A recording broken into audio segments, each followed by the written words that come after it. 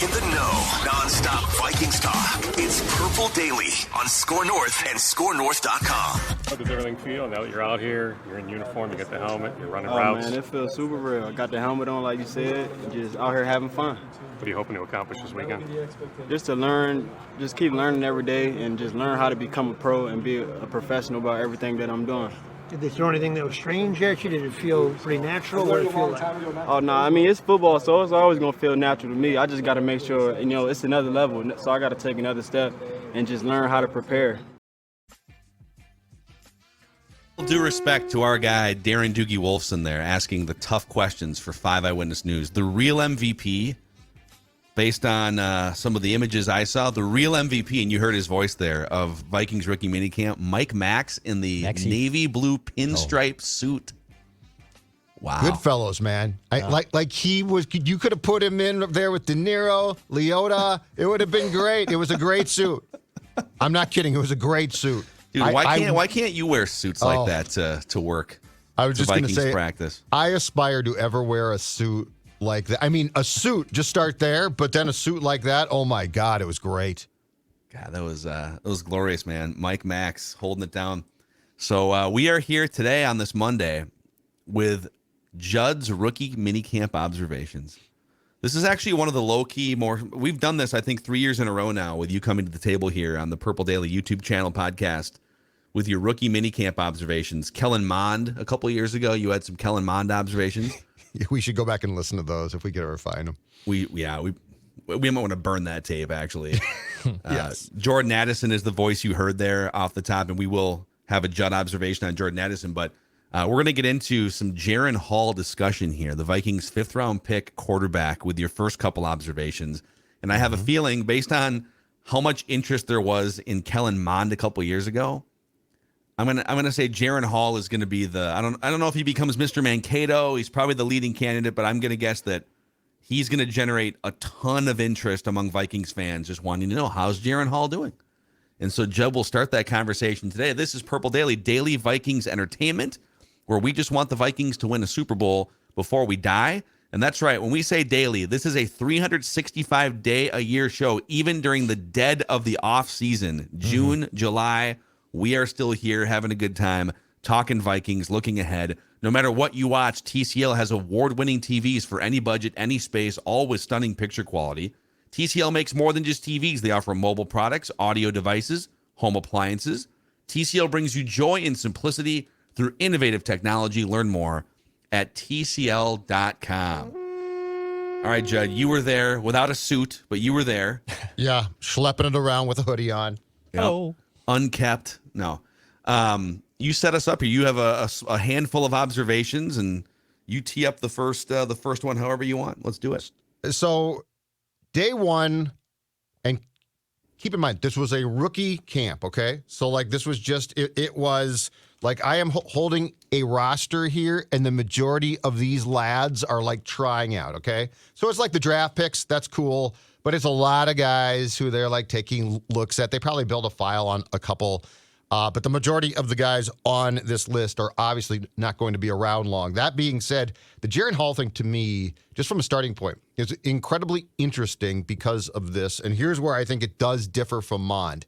With Kellen Mond, Rick took a 3rd-round quarterback that I don't think Mike really appreciated. I think Mike would have shockingly preferred a defensive player there. And so, from the day that he got here, I sort of feel for him, not that Mond could play, but, it's nice to be given a fighting chance, right? It's nice to have an opportunity to be I'm being embraced here, I'm going to improve. With Kellen Mond, it quickly became clear that, unfortunately, that was not the case with him. With Jaren Hall, it's a 180 difference, because where I'll start is, Kevin O'Connell, not surprisingly, spent a lot of that practice watching Hall, watching his mechanics, watching his day one, and thus begins what I think is a very important phase. And Jaren Hall is a 5th-round pick, so he might never play it down, just to be clear here. But I think it's a very important phase of Kevin O'Connell's head coaching career. Because what this is this is the first quarterback that he's had who is a project for him. So this is where, because KOC deserves a lot of credit for Kirk's success. Kevin did a very good job and clearly got Kirk to do some things that since he had arrived here in 2018, you guys, we hadn't seen. But the reality is Kirk Cousins also had a lot of polish there. Like there was a lot going in that O'Connell might have honed, but he certainly didn't get complete credit for. Jaren Hall is a piece of clay. He is a quarterback clay. And this becomes now really the first coach, I think, since Denny as far as developing quarterbacks who you like watch and you're like, this guy has a chance to develop a guy. Let's, before we get to this, let's play the first clip. Ben Gessling, Star Tribune, just asked O'Connell about the first day of Jaren Hall as a quarterback here. You know, picking my spots today, I tend to maybe overdo it sometimes, and I've got some great coaches and want to let those guys really form that initial relationship, that initial bond, but I'll spend a lot of time with Jaren, and I'm a big fan of his. Love the way he came out and commanded a group of guys that are learning a bunch of information for the first time, and you know, there were some ups, there were some downs, and that's what we expect. And then ultimately, just trying to give him tangible, real things that Monday morning comes around and the vets walk in here and he's throwing alongside Kirk and Nick, that he's got some real tangible things that he can work on every single rep. How about that plane? That's great. I mean, that thing's basically on a runway. That was actually Mike Max's private jet right there to pick him up. It was Kirk. Kirk's like, I got to get there right now. Oh, he's talking about my replacement. Exactly right. So that was the first portion, and that's important though because, yes, I mean O'Connell's smart. He's going to say the right things about his quarterback coaches, right? But at the end of the day, that he played a huge role here, Phil, and there is a lot of pride here because if you can get this guy again just to a point of being a serviceable National Football League quarterback, that's a start to what I think the expectation for KOC, in addition to Jaren Hall, is going to be. Well, and it's, and obviously it might sound crazy what I'm about to say because if you look at pretty much all of the quarterbacks the Vikings have drafted in the third round or later historically, and I will go through a quick list. Mm-hmm. There is next to zero chance, if you just look at this list, that Jaren Hall becomes anything other than a clipboard holding backup / camp body, right? Kellen Mond was a third round pick. Mike Wells, Steve Dills, although Steve Dills got a little run. He did get run, yes. But I don't think anyone would say that Steve Dills was like a corner piece franchise guy in the 80s for the Vikings. John Hankinson, Chad May, Declan's guy, John David Booty. JDB. Chad May, Kansas State. I remember him in training camp, yeah. 1995. Yeah. Steve Bono. The Vikings drafted Steve Bono out of UCLA. Yeah. He actually wound up getting a little run with like the Niners and some other teams. Mm-hmm. Gino Torretta was a 7th round pick. Wade Wilson was an 8th round pick who was the starting quarterback off and on for a few years. The first starting quarterback I remember as a kid was Wade Wilson, and he was an 8th round pick. Mm-hmm. Tyler Thigpen. Brad Johnson was a 9th round pick, and he worked out as a multi-year starter for the Vikings. Nate Stanley, and then a bunch of dudes that were drafted in the 60s, 70s, and 80s in the 11th or later rounds that do not exist anymore, that were just guys, right? So on one hand, we can talk all we want about, look at some of the productivity in college, look at the tools, the mobility, the leadership, all this stuff, but it's really hard for the Vikings or any other team to find a starting quarterback after the 2nd or 3rd rounds. Kirk Cousins is one of the few diamonds in the rough that you find in the 4th round. Russell Wilson. But I agree with you. I think Kevin O'Connell, I don't think he looks at Jaren Hall as like, well, the numbers would say that there's no way we're going to find a guy in the 5th round. I think Kevin O'Connell and Kwesi to some extent, but this feels like an O'Connell pick. I think Kwesi said, all right, so we're not going to draft a quarterback in the 1st round. We weren't able to trade up all of our future 1st round picks for Bryce Young. And so which of these other guys do you like the best? Hendon Hooker, Jaren Hall? Do you like the Stanford kid? And my guess is, educated guess, KOC had a huge say in which of the quarterbacks they took a flyer on. Mm-hmm. I think he views Jaren Hall as a guy that, hey, if I coach him up and we get him in this system and he's playing with these weapons, in a year or two, he could absolutely, if needed, be the starting quarterback. I think that's his vision for Jaren Hall. Now, do they fall in love with another quarterback and they have the ammunition to trade up in the 1st round next year and Jaren Hall becomes just a guy in camp again? Maybe. But I don't think KOC is viewing this as just, I'll spend some time with him. I think they're going to truly try to be hands-on, ball of clay, and develop him as if he was going to take over for Kirk Cousins. Agree completely, which gets us to the next question, which I asked about actually having to deconstruct a quarterback's mechanics to build them back up to be a true professional. Skills-wise, how much does he have to be picked apart a bit, broken down, just from things that you see that you know probably instantly aren't going to translate to playing QB here, Kelly? Yeah, I think it's a great point, and how you do that, how you deliver that information. I don't know if at the quarterback position you ever truly want to break them down all the way, but it's watching, evaluating, and then giving them clear-cut coaching points with real, tangible ways of fixing those things. And then when they do it right, it's the positive reinforcement of that's exactly how it should look every time. May I suggest? It's a great point, too, by the Wow, way. dude. Thank you. First of all, what an amazing question and It's been premise. a long time Wow. since our guest list now is very small. A good question. Good question by But can I Jeff. please, because I'm asking, that's going in depth. That's a football question. In fact, you know what? That deserves the football sounder, I think. This guy. Football. This guy right here. Because we're breaking it down. It's a compliment. It's media quarterback guy talking to coach QB guy.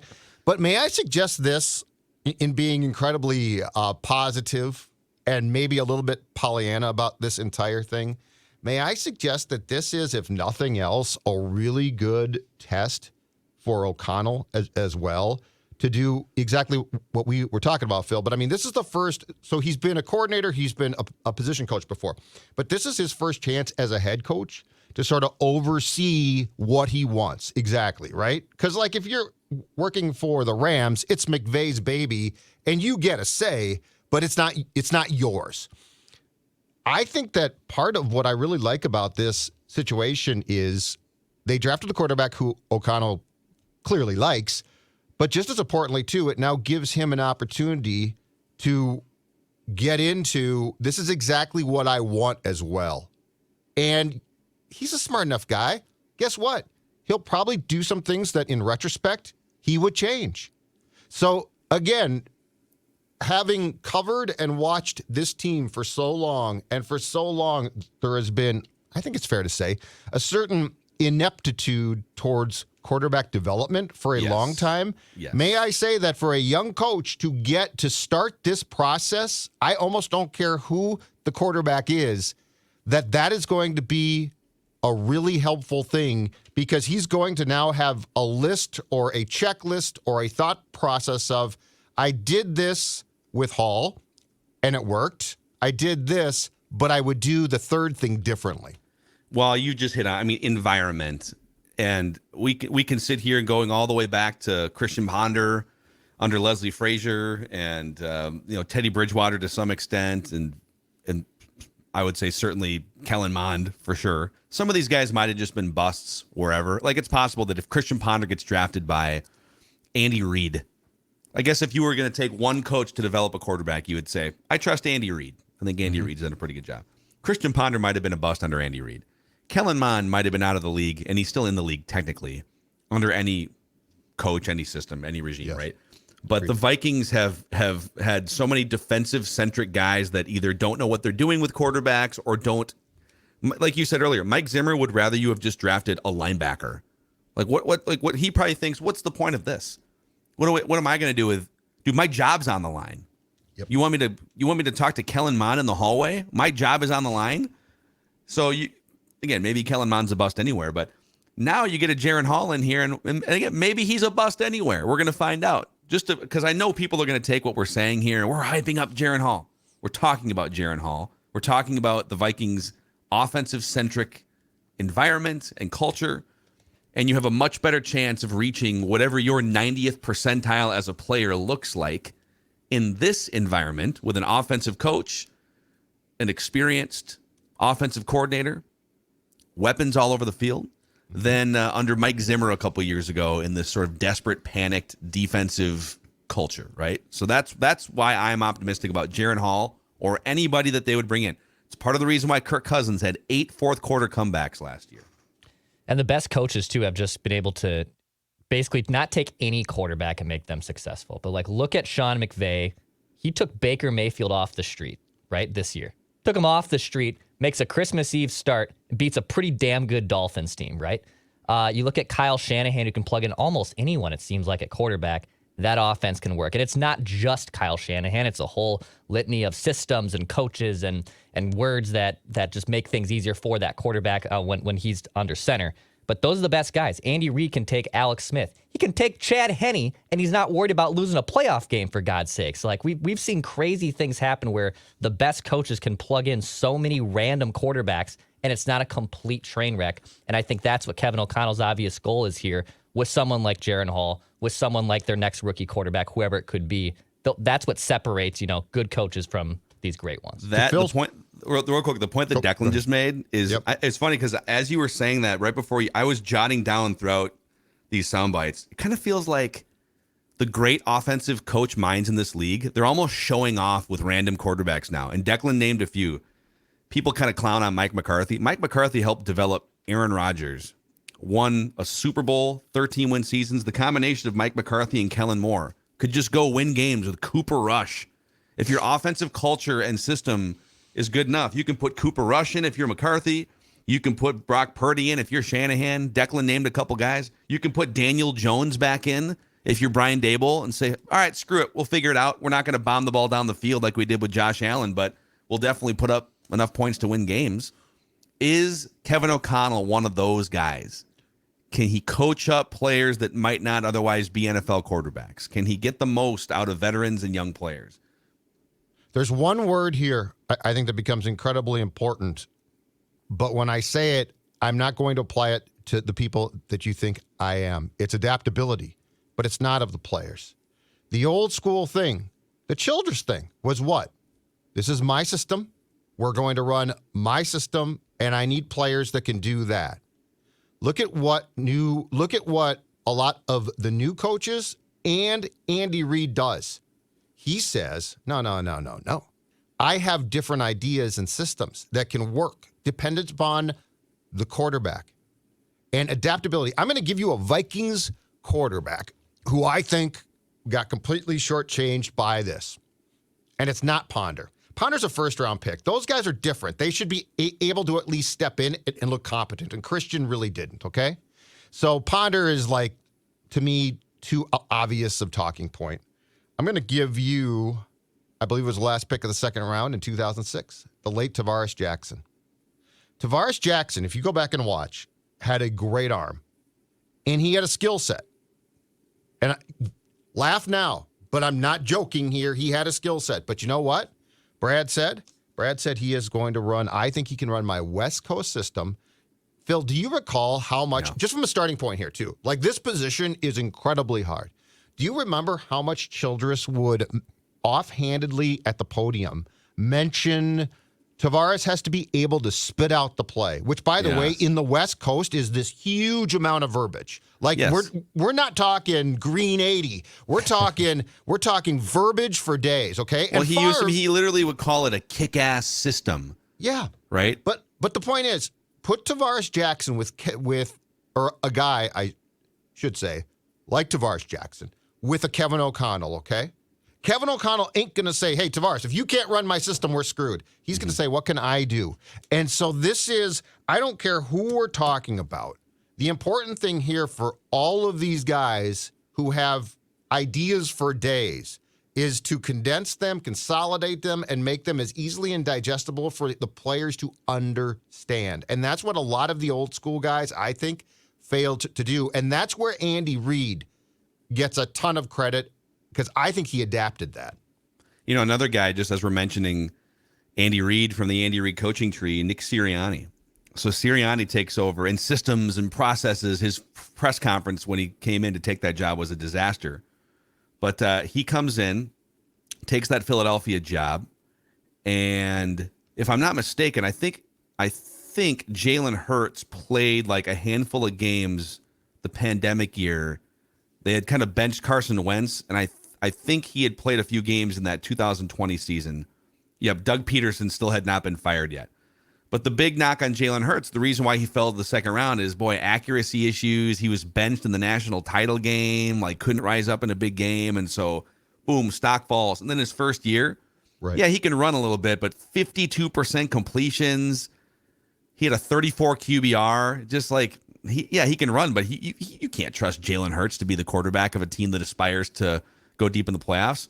Nick Sirianni, the majority of his work from 2013 through 2020 in San Diego and Indianapolis was with Phillip Rivers, a statue pocket passer.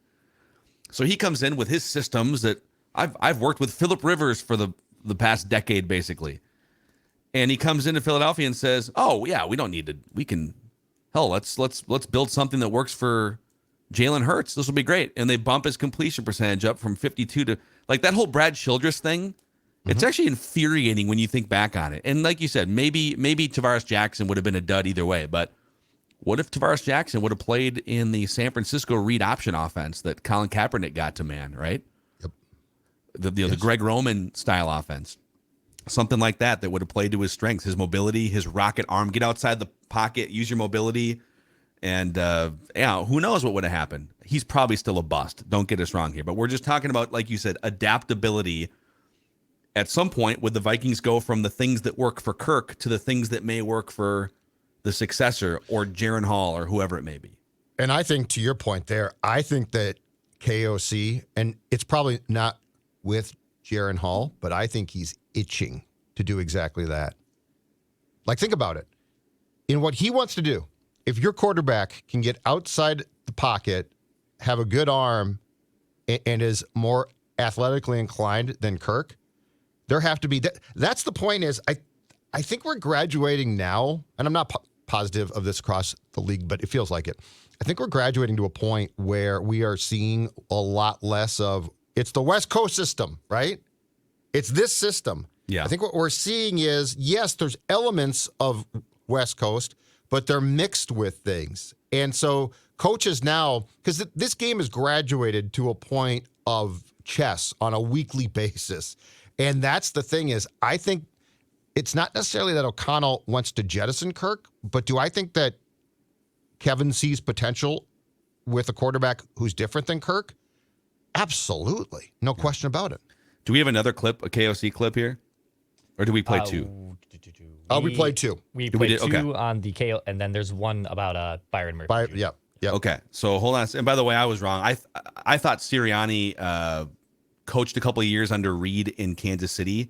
He did not. They missed each other. So he's not part of the Andy Reid coaching tree officially. But I think the mindset of being able to be adaptable. Yes. So don't kill me too much in the comments. But here they come. We've got more Judd's rookie minicamp observations here. I'm going to tweet it right now. Mackie, you fraud. Oh, sorry, what? No, go ahead. Fire away. It's fine. While you're tweeting it, why don't you tell people how they can lose weight, Judd?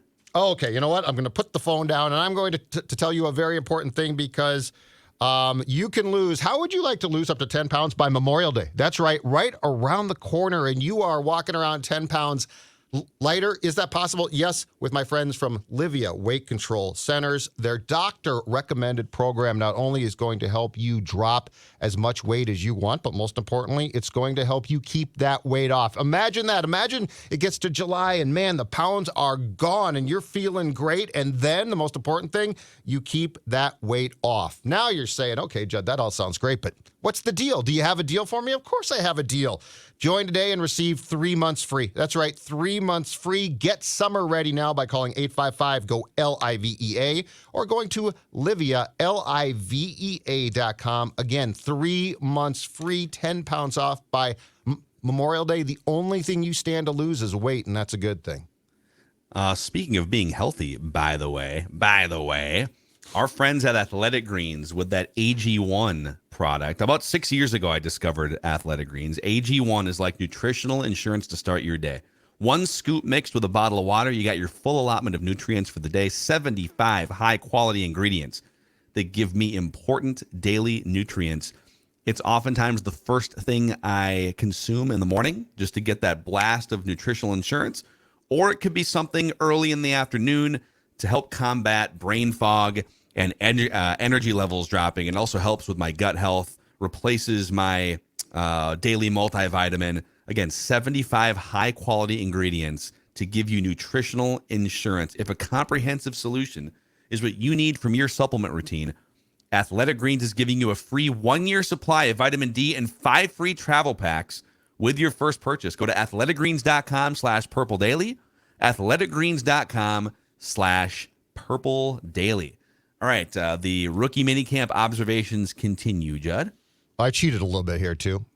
I snuck in a question about a guy who was not on the field on Friday, and that would be cornerback and probably what you would consider to be the Vikings' marquee free agent signing, Byron Murphy Jr. And I asked O'Connell if what we had heard about him playing outside and inside in the nickel when they went to that package was accurate, and this is what we heard. On Murphy, is the plan right now to have him be an outside corner, Kevin, to start? Byron? Yes. Yeah, inside in the nickel?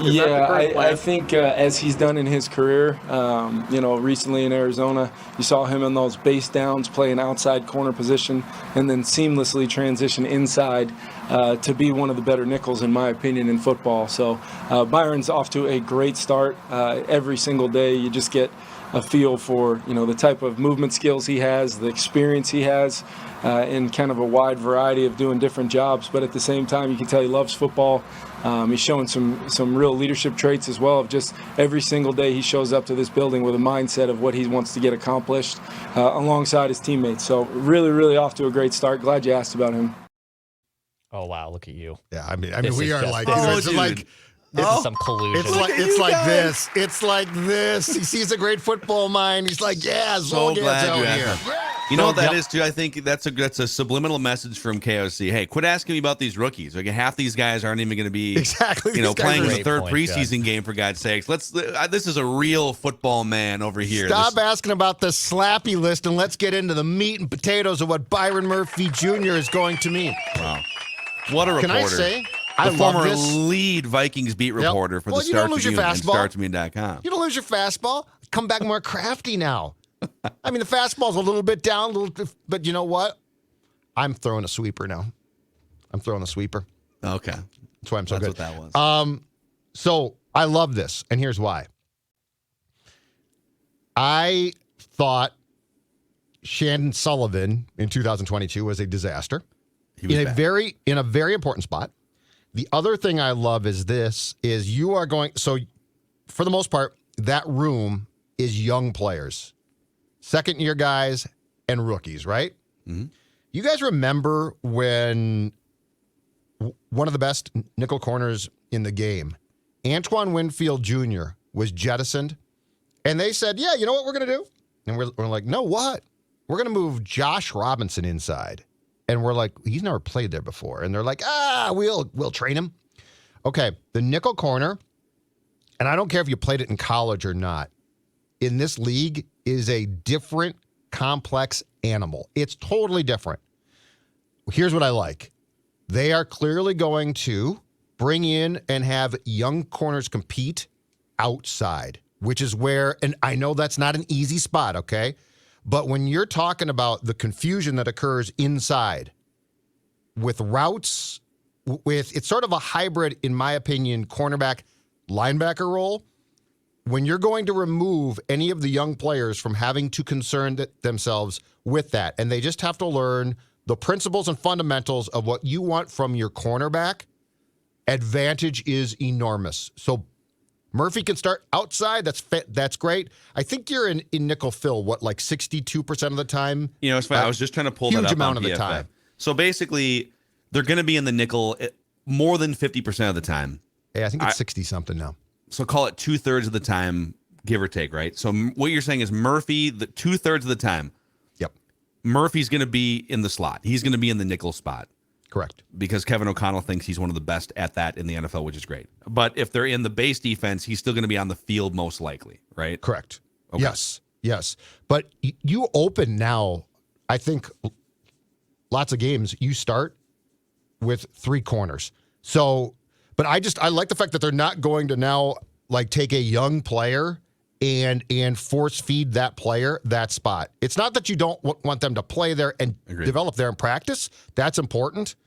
But if you just say, okay, it's going to be tougher here, but you're going to play a position that you know well. I like that. Okay, I'm thinking back. Not So going inside. It's been 10 years since Antoine Winfield departed. And then it's funny because he never played again. I think he probably had another year or two left, but then he just went to Seattle and I think he decided to retire. Yeah. Okay. I think he decided to retire. Correct me if I'm wrong, but I think the only nickel cornerback that's been competent is Captain Munnerlyn, a veteran that they signed. He wasn't great, but he was at least like he could kind of do the job, could make some tackles and whatnot. Have they had any other? I mean, it's been just a revolving door, I feel like, with Chandon Sullivan being the latest. Who was the nickel cornerback like in the 2017 season? Was Trey Waynes on the outside? Yeah, Trey Waynes was outside. Xavier. Xavier Rhodes was outside. Let's pull up that 2017 Vikings defense. It's like even when they've had great defenses, it just feels like, oh, year to year, we're trying to figure out who the nickel cornerback is. Right? You know what? I should know that. I Let's forget see who here. played there in 2017. Okay, I got your PFF defensive snaps open here from 2017. Okay. We have cornerbacks that played the most snaps. Xavier Rhodes. Mm-hmm. Terrence Newman played a lot of slot that year. Oh. As kind of a hybrid. So again, another veteran. So the only ones that you've trusted are Terrence Newman, Captain Munnerlyn, and Antoine Winfield, because there's just a lot to account for. When you're playing in that position, your head is on a swivel. Mm-hmm. You know, there's crossing routes. There's so many different things you have to worry about. And it's just hard to put a guy in there that has basically no NFL experience. So I kind of love that he's confirming that Byron Murphy is just going to handle that. Yes. This guy's been in the league. Plus, it's funny because he's a veteran. He's been in the league for 4 years, but he's also not even 26 years old yet. Or if he is, he just turned 26 years old. So there might be, and he comes from a dumpster fire organization, so there might be more to learn too. Congratulations, you're going from one of the worst organizations as voted on by the players themselves to having Brian Flores be your coach on a daily basis. One of the more respected defensive minds in the NFL. Interesting. So yes, that to me is an incredibly smart move, and I think it's going to allow Flores and the defensive coaching staff to basically, with a group of young players, focus them where they should be. I've always thought this whole thing of, well, we'll just move a guy inside. Like the days of the nickel corner being, we'll figure this out on the fly. Yeah. Those days are long gone. So Mackenzie Alexander was in there. Oh, that's who it Josh was. And he Robinson. he was awful. When he came back, that's right, he was just brutal. But he was also, I'm pretty sure he was a slot guy the first time around for like 2.5 years. Yeah.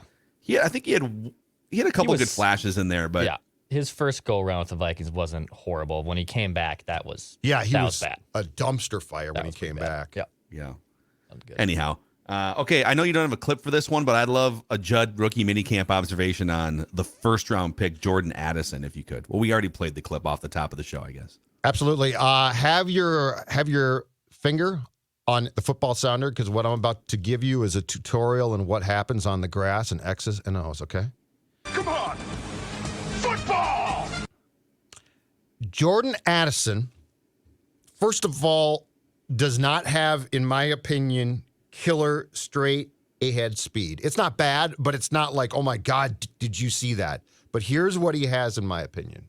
And I saw this a bit. And again, it's against air. So this is a day one practice observation, but it's never too early to try to assess. He has football speed. He has football speed. And I'm going to combine that with another S word. He has football savvy. Wow. The whole route running technique thing, like you could clearly see he's going at full football speed, where some of the guys who he was working with in this practice, and keep in mind, it's a lot of guys just being brought in, but he's going at full football speed, and they're trying to do it. But the thing that is going to separate him is his ability to not, crush in the 40-yard dash, which I've never cared about. I think that is one of the most overrated football things. But his ability to know exactly where he's supposed to be and run his routes precisely. And that gets you there quicker and in a better way than a guy that can't run a route to save his life, but can win every race. You know, this I think this reference is going to go beyond Judd because he wasn't like an early 90s video game guy. And maybe this is before Declan's time, but old Macadac used to play a ton of Mario Kart for Super Nintendo. I remember Mario Kart. Oh, yeah. In fact, there was, and I think still is, a world ranking website where you can like take a screenshot of your, for me it was like a Zenith TV back in the day, and you can like post your time trials. At one point, old Macadac ranked in the top 50 on, I think it was the Mario Circuit 1 time trial track with one of the fastest times in the world. It's pretty much the only thing I did in like high school and college when I had free time was play Mario Kart. Wow. Anyhow. So the bigger racers like the Bowsers and the is it Bowser and then Donkey Kong. That was my guy. Straight line speed. Those are the fastest cars in Mario Kart.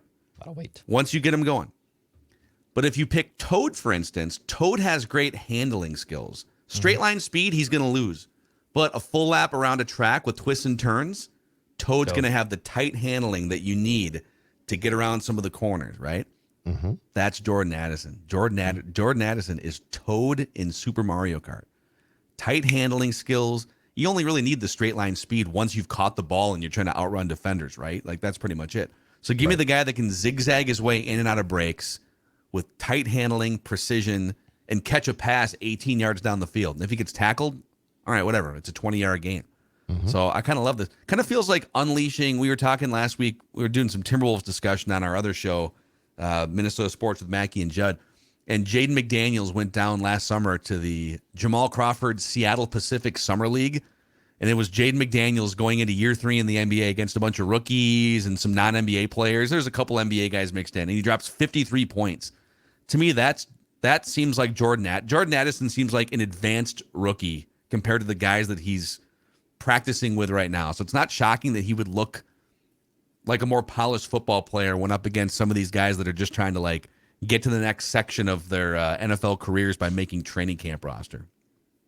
And I think, too, so the difference here is Cordell Patterson was a gifted athlete that couldn't run a route. So eventually somebody said, let's find a creative way to use him. They did, and he's had a very nice career because of that.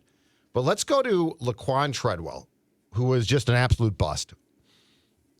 And I got a question. Was Laquan Treadwell a bust because he wasn't that fast or because he lacked the precision to run routes? Mm-hmm. Yeah. Latter. Rhetorical question. Yeah. Yes. But, I mean, I do think that it was a precision problem. Mm-hmm. And this kid, I think, can run routes. And I would far prefer that than, man, he is really fast, but we're going to sort of have to teach him how to run routes and catch the ball. Troy Williamson.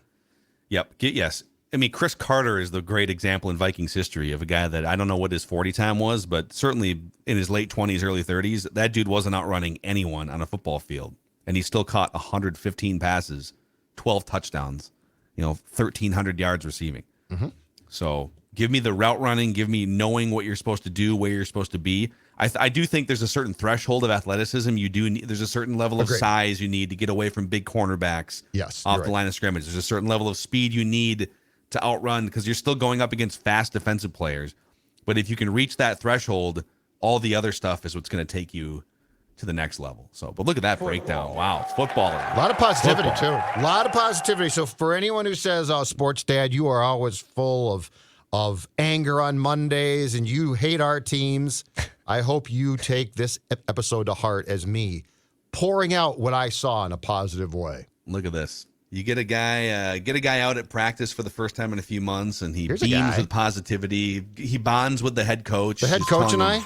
Great questions. Yeah, it looks like it. It's like... You get a beer afterwards, too? Christmas at my house or yours? You do Thanksgiving. No, you hang up. No, you hang up. That's what it's like. No, you hang up. Are you still there? Are you still there? I can hear you breathing. Hung up on me. We do have to celebrate a former Viking here in a moment, but a shout out to our new friends at the Power Lodge in Miller Marine. And boy, we're finally into that 70, 80 degree summer weather here for the next few months in the state of Minnesota. And Power Lodge is the largest Bennington pontoon dealer in the world. That means plenty of pontoons for you to get your throttle therapy. Get out on any of the 10,000 plus bodies of water with one of these bad boys, Judd. You and your friends absolutely enjoying it. Oh, yeah. You and KOC. KOC will come out. Crazy will come out. Let him drive. Yeah. It'll be a great time. But you know what? Summer is so short here, right? I mean, it's gone in the blink of an eye. What better way to enjoy it than on the water in that beauty? I mean, it is absolutely a perfect match. You and that beautiful pontoon. So Power Lodge, locations in Brainerd, Anamia, Ramsey, and Miller Marine in St. Cloud, powerlodge.com and millermarine.com. And our new friends at 3Jack. If you're looking for a glorious combination of great food, great drink, and golf, Dex, tell them. What more do you need? In fact, I'm looking at their website right now. So you can reserve bays, okay? So if you want to get on your lunch break a little bit, how about head over to 3Jack, little $35 for a little half-hour simulator round. You get a nice chicken sandwich there, the steak sandwich, the fries, the loaded nachos if you got a big group. Judd, Mackie, and myself, we all loved those as well when we went to 3Jack. You can go to 3jack.com to secure a bay, or just stop in at the patio and happy hour, okay? We finally have nice sunshine here in the Twin Cities and in the North Loop. One of the best spots to enjoy a cold one. Low-key, 3Jack patio. Go to 3jack.com to reserve a bay and go check out 3Jack in the North Loop. And thank you guys for supporting our partners here. If you support them, they continue to support us, and we get to keep doing this on a daily basis. So thanks to all of you for helping keep the lights on here at Score North. I think we have to celebrate a former Viking winning a professional football championship over the weekend, boys. That's right. In an upset, the Arlington Renegades, I think Bob Stoops coaches the Arlington Renegades.